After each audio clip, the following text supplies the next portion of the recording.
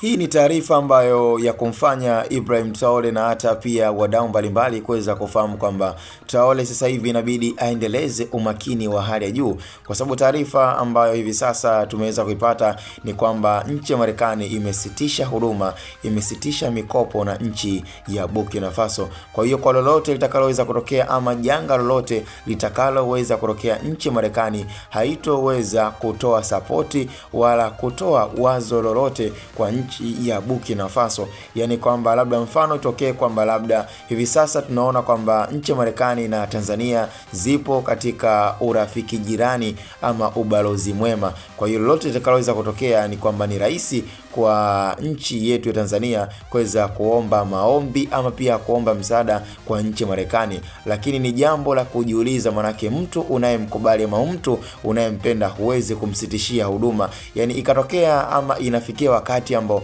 labda nakupa mfano mwepesi na mrahisi sana. Yani kwamba una mke ambaye upo naye ama una rafiki ambaye upo naye na una uwezo wa kumsaidia. Kitendo cha kusema kwamba labda unasitisha huduma kwamba lolote litakaloweza kumtokea basi hutoweza kumsaidia, manake ni dhahiri shahiri kwamba huyo mtu ni adui yako. Kwa hiyo kwa hili swala nalirudisha tena ili mradi uweze kunielewa vizuri kwamba kwa Rais Donald Trump kitendo cha kuweka kauli bayana kwamba yeye na nchi ya Burkina Faso kwa Ibrahim Traore, lolote litakaloweza kutokea katika nchi ya Burkina Faso yeye hausiki na hatoweza kutoa msaada wa aina yeyote. Kwa hiyo kuhusu swala la mkopo ama ile misaada ambayo imekuwa ikitolewa na nchi ya Marekani ni kwamba imesitishwa, na huduma zote zitakazoweza kutoka katika nchi ya Marekani basi haziwezi kufika kwenye nchi ya Burkina Faso. Yani nakupa mfano rahisi tu, yani inatokea kwamba nchi ya Burkina Faso inakumbwa